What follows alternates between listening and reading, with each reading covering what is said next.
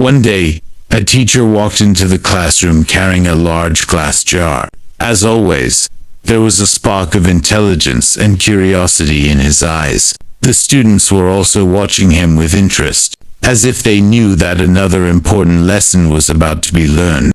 The teacher placed the jar on the table and pulled out some large rocks, each about the size of a fist.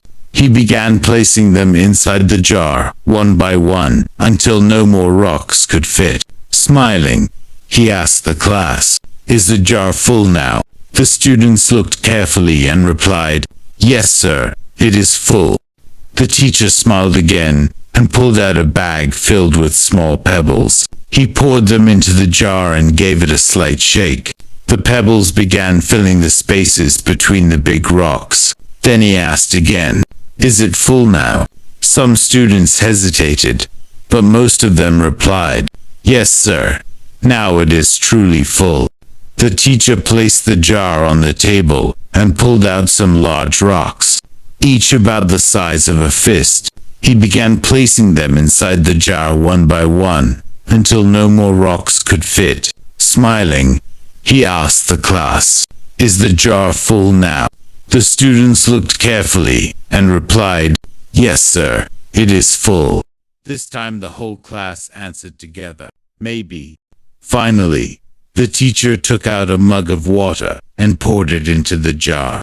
The water seeped through the grains of sand, filling the jar completely. He smiled and said, "Yes, now it is truly full." The teacher said, "This jar represents your life.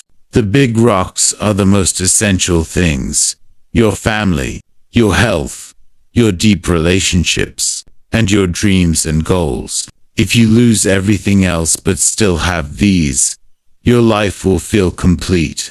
The pebbles symbolize other important things: your career, your house, your car, or your degree. These are important, but not as much as the big rocks. The sand represents the small things: wasting time on social media, unnecessary shopping, or trivial daily distractions.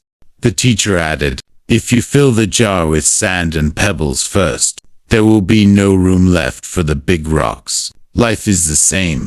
If you waste your energy on small things, you will not have space left for the most important ones. Always place your big rocks first. They are the foundation of your life, family, health, dreams, and passions.